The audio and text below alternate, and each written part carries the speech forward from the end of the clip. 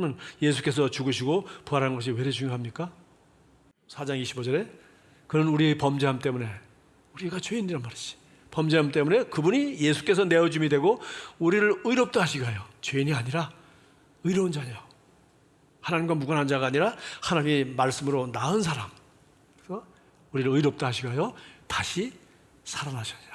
예수의 죽음은 우리 죄 문제를 영원히 해결하신 거예요. 죄에 대한 벌이 없어진 거예요. 그래서 한 사람이 2000년 전에 어떤 청년의 죽음이 아니라 나의 죄 때문에 죽으시고, 그리고 나를 의롭은 하나님의 자녀로, 깨끗하게 죄 없는 하나님의 자녀로 행복하고 아름답게 살아갈 수 있도록 하기 위하여 부활하셨느니라. 자, 그럼에도 불구하고 우리는 뭐 예수의 죽음과 부활, 뭐 로마서 4장 25절만 끝나는 것이 아니라, 우리가 이제 이게 히브리서 5장과 6장에 보면은 이 예수 믿는 것, 그리스도의 교리의 초보라고 해서 예수 믿는 것은 무엇인가 해서 6가지로, 예수 믿는다는 것은 그분이 내 죄를 위하여 죽으시고 우리를 의롭다 하시고 살아나게 되었다, 그게 전부 다 있습니다. 그 안에 포함된 내용이 뭐냐? 6가지라는 겁니다.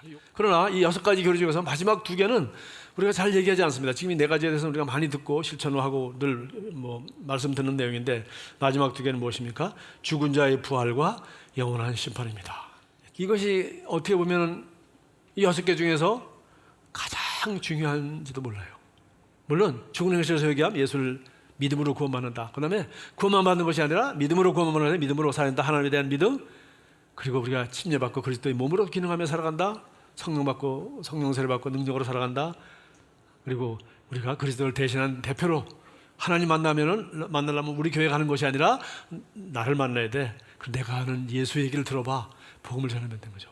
이 4가지 우리가 매우 강조하고 이걸 철저하게 강조하는 교회입니다. 그럼에도 불구하고 죽은 자의 부활과 그리스도 앞에 서는 것에 대해서는 정말 이 왜 얼마나 중요한지, 바로 지금 맨 마지막에 있는 거 보겠습니다. 시편 90편 12절, 제가 여러 번 여러분에게 언급한 중요한 구절입니다.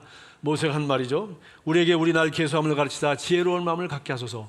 그러니까 이 지혜라는 것은 하나님이 우리에게 주시는 놀라운 것입니다.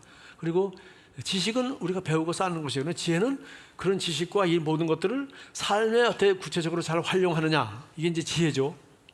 근데 그걸 어떻게 알 수 있습니까? 우리 남은 날 계산물에 인생의 남은 날이 짧아진다는 것, 즉 죽음이 얼마 남지 않았다는 것을, 죽음에 대해서 잘 알면 잘 알 수 있도록 알면 알 수 있는 만큼 우리는 뭐예요? 지혜롭다는 겁니다. 신기하죠?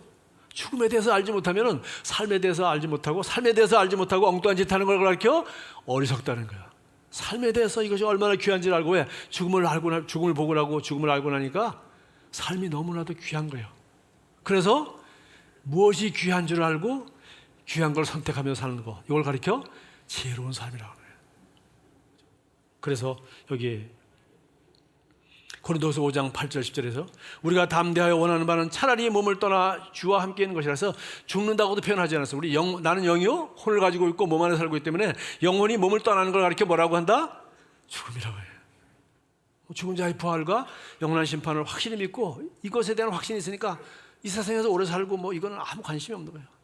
빨리 주님께로 가는 게 나는 훨씬 더 좋지만, 바울같이 이렇게 아름다운 삶을 사는 사람도 빨리 가는 게 좋지만, 그러나 나는 이 땅에 있는 것이 얼마나 귀한 것인지 알기 때문에 나는 이 짧은 시간을 가장 귀한 데 써야 되겠다. 뭐요? 어떻게 하면 주님을 기쁘시게 할까? 그거를 힘쓰기 원하노라. 제 이 말씀이 영원할 때 생각하세요. 하나님을 기쁘시게 하는 게 뭘까?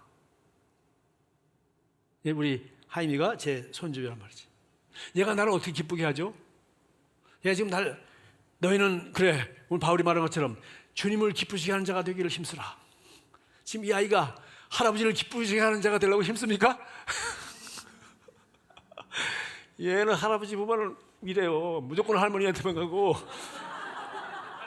내가 또 자기 뺏어갈까 봐 벌써 참 실망스럽지만 제가 상처는 안 받습니다. 이제 뭐 한두 번 그래나 뭐 이제. 글쎄 이 아이 보다가 이 말씀이 생각나요. 오늘도 스바냐라는 책인데, 주 너의 하나님이 너와 함께 하신다. 놀고 있다는 거죠.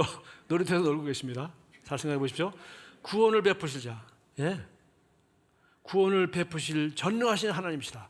그렇죠. 저는 구원을 베푸면 얘가 착한 길로 가지 않도록, 떨어지지 않도록, 내게는 이 아이를 충분히 이 아이 모든 문제를 해결할 수 있는 충분한 능력이 있습니까? 없습니까?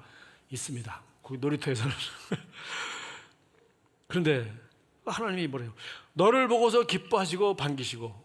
와, 우리 행위가 아니라 내 존재 자체가 기뻐하고 반기시며 너를 사랑으로 새롭게 해주고. 여기는 우리 개역 성경에는 너를 잠잠히 사랑하시며 조용히 사랑하시며 얘기는 아니라 내가 화를 내거나 짜증내거나 불안해하거나 떨고 할 때